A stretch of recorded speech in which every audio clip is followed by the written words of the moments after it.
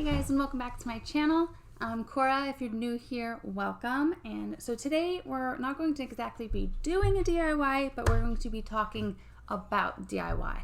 This is going to be a compilation of some of my favorite DIY products to use. I probably won't be able to put all of them in here, but I want to put some of my top favorites and why.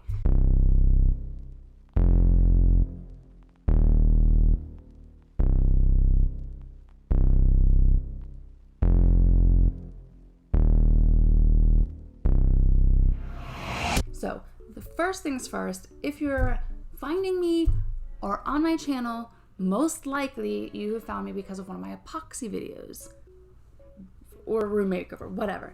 But epoxy is one of my bigger ones. And so first things first, let's talk epoxy.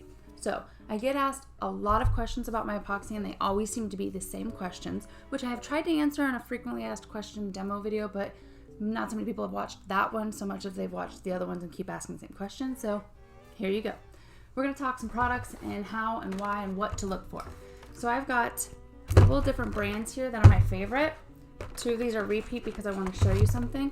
And then here's another brand that I haven't used yet, or another one that I've used the brand before, but I haven't used this particular batch, but it will show you what I need to show you. And then I also am trying a new product on this kitchen island makeover that we're working on, and so that'll be another video you'll see.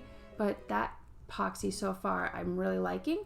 We'll see how it holds up as far as clarity, if it's clear or has a yellow tint or not after the fact, but right now it looks clear, so things are looking good. So epoxy, here are some brands, right? This brand here is from Hobby Lobby. This brand I did on this table here on half of it. What I did is I did this table in my demo video, which I'll link for you guys in the thing up there in the little description down below.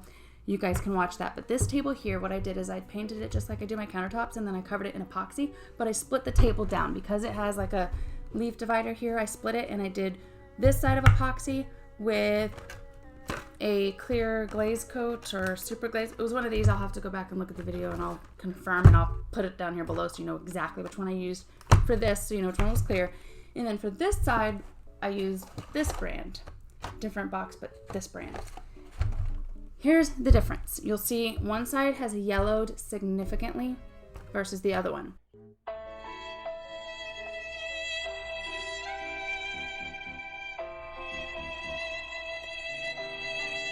And I get asked, how come one side's yellowing or how come part of it's yellowing? A lot of it has to do with the state of the epoxy before you pour. Here's an example. This is Glaze Coat brand. This is literally my favorite brand. If people ask me, this is the first one that I will say, Famo Wood Glaze Coat. Here's why. Straight out of the bottle, like this one's in black, you can't see. Straight out of the bottle, you can see that this is clear, right? This one, straight out of the bottle, do you see the yellow tint? That is going to have a yellow tint no matter what. No matter what you do, you're starting with a yellow base, you're going to have a yellow base. This one we're starting clear, we have a clear base. Now, another factor to take into consideration when you are working with epoxy is how old is your epoxy? Has it been opened before? Has it been setting? Here's an example of why. Same brand, and I do love this epoxy, this product. I think it goes on clear and it stays on clear fairly well. The only thing is if the epoxy sets out or gets older after it's been opened and then you use it, you may have or run into the chance of getting some yellowing. And let me show you why. We have two different bottles, both opened at different times. This one's newer, and you can see it has a slight yellow tint to it, but it has been opened. This one's much older. Do we see the difference? So over time, due to whether it be contamination or whether it be exposure to oxygen, I'm not sure, but you can see there's a significant difference there. Now, even these two have a yellowish tint versus this one, which has been open for a while, and it's sitting and it's still clear. Can we see that? I'll do close-ups of all this and give you guys that information separate. So this would be my number one stunner, so to speak. This is my second favorite, but you have to be careful. It can be finicky. That's the only thing. It's more accessible, and I seem to find this brand more often, but this would be my top one. This one comes in the gallon size kit too, which I recommend. if you're looking for epoxy, say you're going to the home improvement store and you cannot find the epoxy, or the people aren't quite sure what you're looking for, you want to go to the garage paint section on the ground. Like it's usually in the back by stains and garage floor sealants and stuff. It has like even the little epoxy ceilings with specks and stuff. It'll be down near that section. It'll just be kind of there. They may only have one box because it's not something that sells often. But because it's not as accessible, I thought that's why I would try a different brand, maybe at Hobby Lobby, that might be more consistent. People might be able to find more regularly. But I think this is more for working with craft projects or covering things like wood or color projects. That'd be fine. Using epoxy that has a yellowish tint is perfectly fine for covering dark color pieces or natural woods. Perfectly fine. You won't see that yellow tint. It'll totally be camouflaged in. Only when you're working with light colors and whites, or say you're trying to do a faux countertop that you want it to look more like a marble or some sort of a white scheme, that's when it matters. That's when you'll notice the difference. Something else that might affect your coloring is the temperature and UV exposure. If you have a lot of UV lighting in your home, it may cause some sort of a yellowing just because of UV exposure, just like getting a tan. It's going to kind of tan your epoxy. That's kind of the thing. If there's not a lot of light, you might not notice it over time. Or if you have more light in one side versus another, you might notice one side is a lot more clear versus the other side, which is starting to yellow more because of the exposure. Something to take into consideration. Other things that I get questions about are like dimples and things like that, which I have answered in that frequently asked questions with pictures, and it tells you why. And it always comes down to this: not using enough. If you're getting dimples or it's kind of warping onto the edges, it's kind of, you're getting a little, I don't know how to say it, but it's just not filling in properly, it's because you're not using enough. You need to have enough epoxy that there's so much, it's so generous and plenty that it overflows on its own. You're not forcing it or skimping or scraping or pushing it. It needs to flow over in excess on its own. My number one word of advice: be generous and use more than enough. So that's all that with the epoxy. I will give you guys a better review on the epoxy that I picked up online from Amazon, which I'll show you guys here. You'll see the price, what it is, and then I'll give you guys at the end some demo and a final review on that with pictures and stuff from that kitchen island makeover. So stay tuned to the end so you can kind of see that, and then you can follow those links and go watch that video on your own too. So next up, let's talk about polyacrylic. Another question I get asked when it comes to countertops is, what do I paint or seal the backsplash with? Because I don't show that I use epoxy, and I don't. Epoxy is very heavy. It's kind of like a molasses or a syrup, or think of like a honey. It's very heavy, and so because of that, when you're doing something on sort of a vertical surface, it will tend to drip down and give you more of a drip or drippy effect. Because of that, I wanted to work with something a little more lightweight, but I don't want it to be yellow. I want it to match and blend. Because of that, I don't use polyurethane. A lot of people say, oh, polyurethane is fine. No, it's much more yellow. I use a polyacrylic.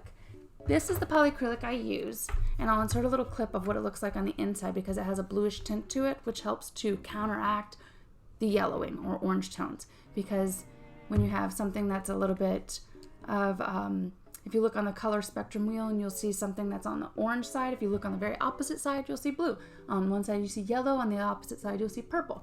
So this blue helps to counteract a lot of what I think would be like oranges and yellows and brassiness, or things that come with fading and coloring. So that's why I use polyacrylic. It is one of my favorite things. I sealed my tile in it on our bathroom tile makeover that we did recently. I use it to cover all of my furniture usually when I'm done with something. This is my go-to. I even used it for our living room makeover walls, where I did the black walls where half of it was matte, or it was like stripes. It was stripe matte, stripe of polyacrylic, which gave it a gloss finish, stripe matte, and I'll insert a picture so you can see. So this is my go-to for that.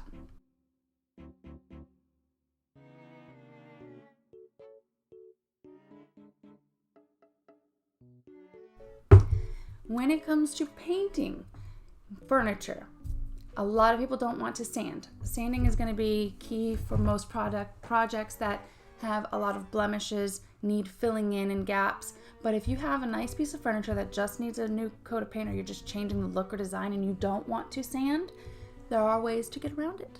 There are two products that I like to use. One being chalk paint. Chalk paint is very good adhesive and it sticks to things very well, and then you can use different glazes and sealers to go over the top. You can add different details with wax using antique waxes, or I've done a bench where I've added like different metallics and stuff into my wax, so it gives it sort of a little metallic-y glaze coat. It's up to you what you want to do. The possibilities are endless when it comes to painting with chalk paint. I love it for that reason. I even have a video somewhere from a long time ago where I make my own chalk paint. I still do that from time to time. You can do it with baking soda. You can do it with, what is that stuff called? Something of Paris? Plaster of Paris. You can do it with plaster of Paris, and there's some other items too.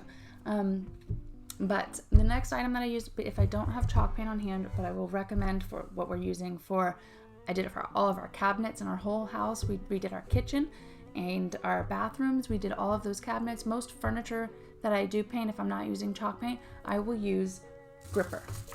It is this. It is a primer. We got it from Home Depot. It's from Glidden. Anyways, the thing that I love about this primer, it is amazing. It not only sticks to pretty much any surface and covers anything and everything, but it has such a great adherence factor that anything will stick to it. So it's a great in-between layer when you need something to smooth out something, because it's quite thick, so it helps to kind of cover up blemishes and very full coverage, and then you're ready to go. Now it comes in white generally, but my husband was a genius, and I needed to paint a particular item gray, or we were going to black, and I didn't want to have to do 10,000 coats over white.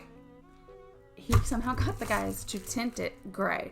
I've had this can going on probably 3 or 4 years, kid you not, and we have used it for probably 20 different projects, and it's still half full. It's still like pretty heavy. And we used it today working on our kitchen island, and we've used it, like I said, on all of our cabinets, which I'll insert pictures. I love it. I love it. It's just gray. People have asked me what that color or that shade is. I have no idea. He just told them gray.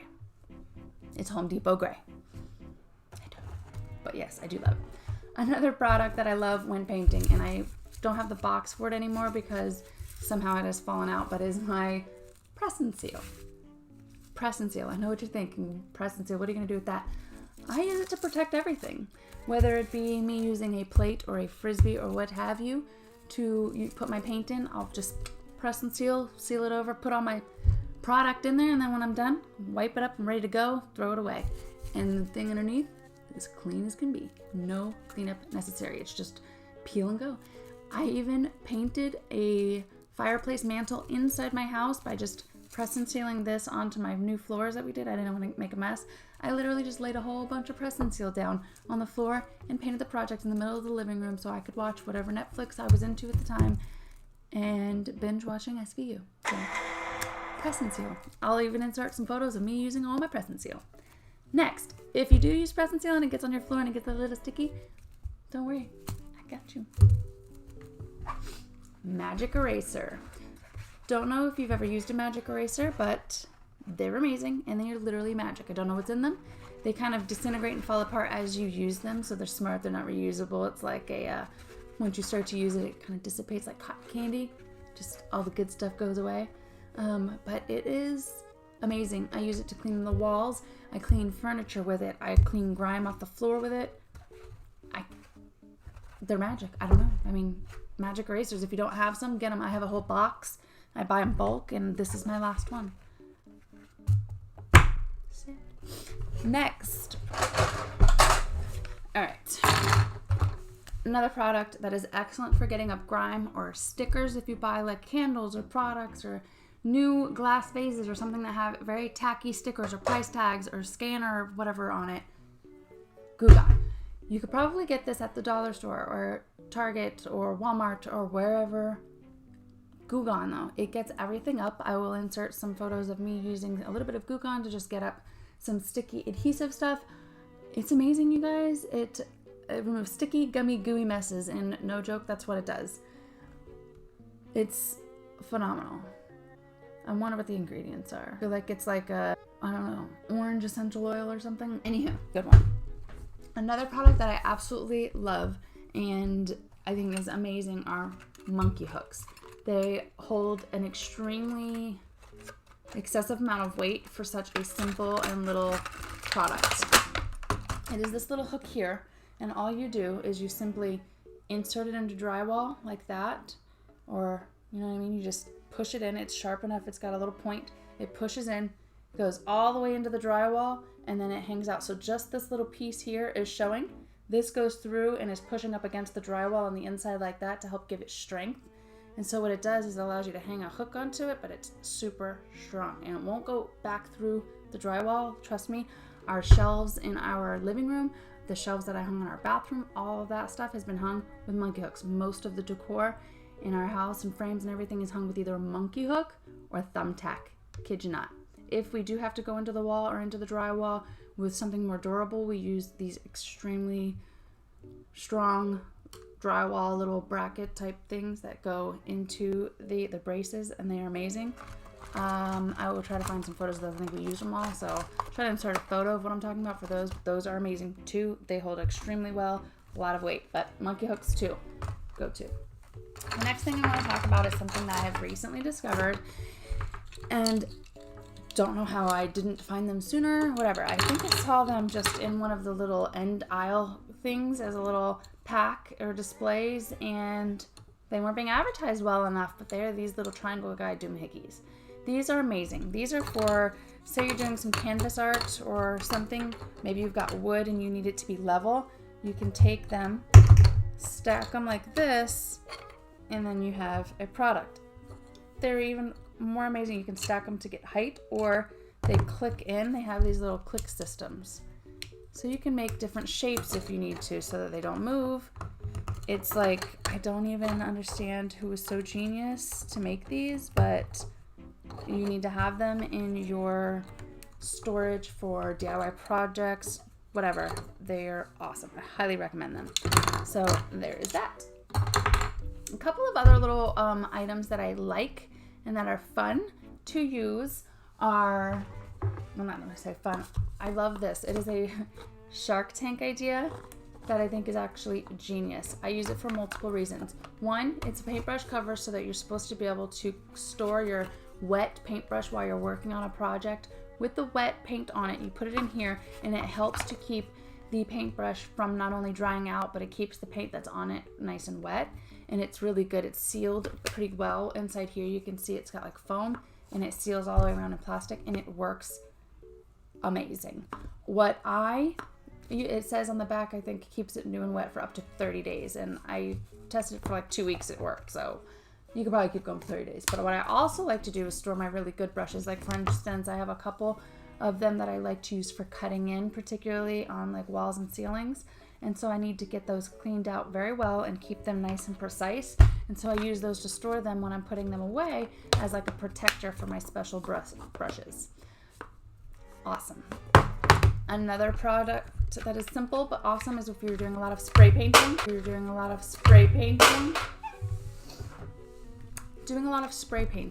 You can take this little guy, and it has just like a button on top, so you're not using your finger to push down. It pushes it for you. You push this, it engages that to move down, and it's amazing. So you just stick the spray paint on there, it goes psh, it sticks to it. You don't have to hold it, nothing. It's pretty awesome. Love it. It was, again, just another find on the end somewhere that I'm like, you know what, let me just try that because I hate spray painting. It hurts my hands.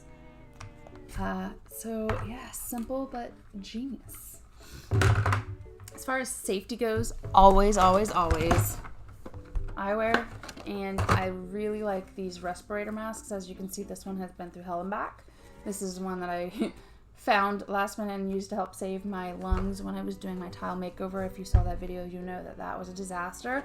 The company that made that should have really thought that out and said, don't do this inside. It's not meant for pre-existing tubs, because that was freaking ridiculous. But moving on.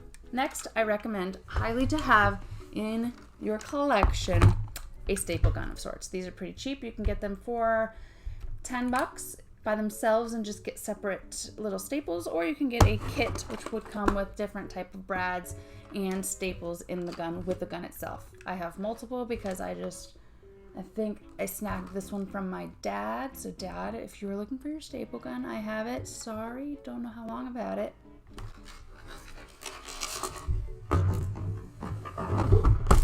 there it is. And this is mine, but yeah, they both get used a lot. I want to invest and get an electric or air staple gun, but we just got a nail gun and we've been testing that one out, and I actually really like it. So staple gun next, but for now, that's a good one. Next up are some simple but necessary items that when I'm doing a DIY, I have to have. A good pair of scissors, an Exacto knife for details, I highly recommend. I mean, you can use a blade if you want, but I like the Exacto knife because it's precise. You have the little handle here, and then you can also take out the blades and put new ones. That I love. It's a little bit more delicate. You can use it for fine details if you're, say, putting in matting for photo frames. This is excellent for that if you're cutting in details for stencils or anything. Yeah, it's pretty awesome.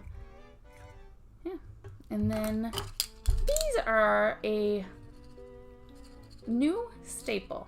I got this at the Dollar General, actually, and it's a metallic paint marker. I used this in my wall decor art kind of makeover video where we were working on our master bedroom, and I needed a very real metallic something, and this was it. I used the silver one. Let's see. And I fell in love. I was able to just kind of pump it out and get it.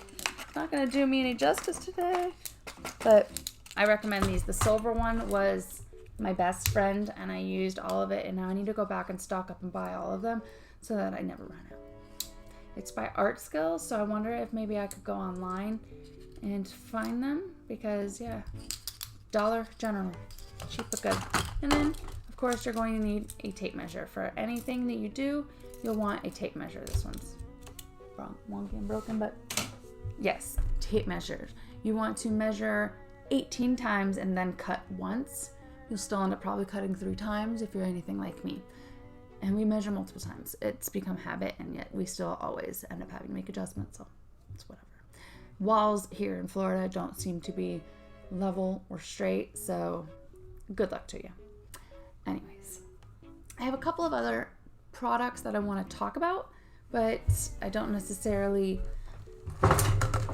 rave too much about them. Products that I do like are spray adhesive. I don't have any preference in a brand, and that's why I'm not specifically raving about the brand.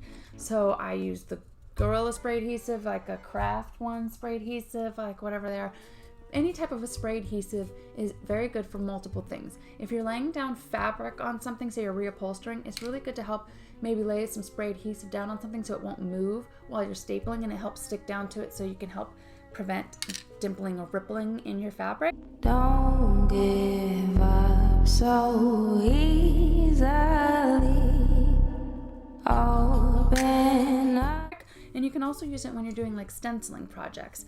For instance, I like to do like a really thin tacky coat of some spray adhesive on the back of my stencil before I put it on something, so that when I'm actually painting onto the stencil, it's helping hold to that surface and preventing the paint from seeping under and giving me blotchiness, if that makes sense. So spray adhesive is awesome.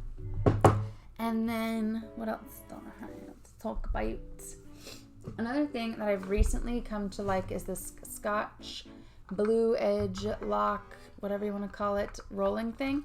It comes with, like, you can get refills, and it's like a tape with plastic on the bottom, so you just kind of tape it up and then you pull the plastic and your job is pretty much done. So it takes prepping and all of that work to a whole new level. It literally takes so much time out of prep, because prep, even though it takes the most time in any project, it is the most important step. If you're not doing proper prep, you're not going to get the best result. That's just how it goes.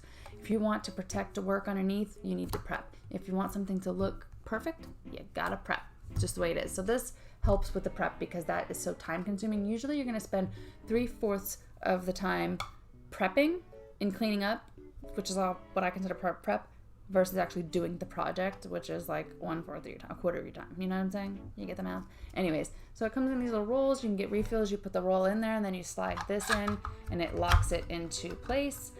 Put it on the other side. Anyways, it locks it into place, and then you can just go. It has a little edges. I love it. I think it's pretty smart and genius, and I'll show you guys that. If you watched my towel video, you saw me having a hard time using it. That has nothing to do with the product itself and had everything to do with user error and me trying to go against gravity. So don't judge. All right. And of course you want to have disinfecting wipes and cleaning and stuff like that. But when it comes to other products that I think are necessary too is a level. I think it's very important. Oh, and I love my little toolbox. But most projects that I do, like you can use most of the stuff out of this kit. I've got my tape measures, it's got a hammer, it's got a little mini drill. The only thing is these drills suck. They have like, you can't push anything, it goes like that. So those, not so much, whatever. But I love using the levels. All these things have come into handy. I use this to like scrape the gunk and silicone off my tiles. Pliers, scissors, bits, it's got pretty much everything. So I recommend having one of these on hand with all of those different pieces. And then I think the last items I'm going to talk about are going to be actual paint products, because I do like to use certain and particular paints in my projects. All right, when it comes to actual paint products, I have very few favorites, but the favorites that I do have, I use a lot. One being my Glitter and Gripper primer. Use it for everything. Tint it for whatever you want. It's amazing. Next, I like to use this. It's from Walmart, and it is a chalk paint, because I told you I love chalk paint. But this one is particularly a silver lining color. It's just the most subtle off-white gray. It's just pretty. I don't know how else to explain it, and it's in most of my projects. It's in every granite video that I've pretty much done. It's what I use, and I absolutely love it. It comes in other colors, of course. I've got lavender, I've got like pink and green. I love it. Next up is this one. It's from Hobby Lobby, and it is American Decor Deco Art American Decor Metallics. And this one is in just silver, and I really, really like this. There is a caveat with it though. When you're using this product, it is a one swipe only, because there are actual little metal pigments or minerals in it that need to settle, and so once you do a swipe, those begin to settle and they shift and they kind of settle in and to give you that nice metallic finish. So you can't go back over it, or else you're pulling it up and you're disturbing those settled in pieces. So part of that is once you do a line, it needs to be one and done. So that's the only thing when it comes to working with this product, is it's delicate, it's finicky, but it is beautiful. Beautiful silver color. What I do with this product is, because it is so finicky, I put this into my glazes. I will mix and make my own wax concoctions or seals or finishes for my pieces of furniture, because I don't know, I just like to experiment. And one I found recently that I absolutely love doing is taking a little bit of black, a little bit of this silver, and mixing it with my natural colored wax, and that gives me this gunmetal type of finish that, I don't know, I call it my Gunmetal Glaze. It is gorgeous. It is just a mixture concoction. I don't have like a proportions to it. I just kind of wing it as I go, but I love it. I think I just want to show you guys if I can get it open. Nope, can't get it. Other products that I really like are Mod Podge. I think that is just a simple, great product. You can kind of pick those up at the little dollar store dollar section at Target sometimes, or you can get them at Hobby Lobby, home improvement stores, craft stores, everywhere. You can also make your own with like some glue or cornstarch and water. I'm not a big fan of spray paint, I'm not gonna lie. I don't like spray paint. I'm a hand painter type person. Spray paint's fast and convenient for certain projects, but mostly outside projects is what I would use spray paint for. Things I don't care about details too much about, you know. A hot glue gun, 100% necessary. I have a couple, but they're all really small. Mini ones, I did buy a new one at like the Dollar General, and it was worthless. Don't use it, it's a piece of crap. Paint brushes, you can get those in many forms. I'm not really too particular about those. I do like the Purdy brand. I think that is just like a go-to, very reliable brand of paint brushes if you're doing like house painting for walls, ceilings, or furniture. I love that brand. And then lastly, the last thing that when it comes to doing a DIY project that I think can transform or make any project amazing is fabric. Sometimes you can have something as simple as a seat or a bench that just looks old and worn out and needs a new like facelift. And I think something as simple as just a good fabric can transform anything and make it look new and beautiful again. So yeah, if you're not sure what to do, always consider covering it with new fabric. All right, guys, well, that is it. I think I kind of went through a lot of my top favorite products that I use when working with most of the projects that we've done around the house. Also a T-square. I recommend a T-square for making nice straight edges or cuts on wood when you're doing that. Definitely a T-square. Can't believe I forgot that. Sorry. But yeah, so that's it, guys. These are all my favorite products. I hope that you like the little demos and you can see how awesome they are by some of the descriptions in the pictures or videos or whatever clips I put in for you. But yeah, if you want to see more of these products, just go watch some of my videos.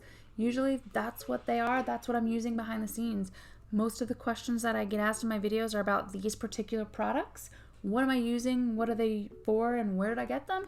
And I tried to answer most of that for you guys. So yeah, thanks for watching, and I'll see you in the next one. Bye.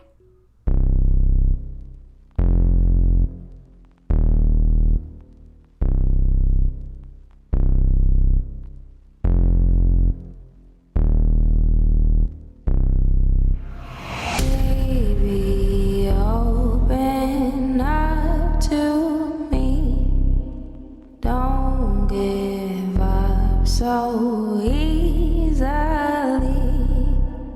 open up your eyes and see there's more to our story.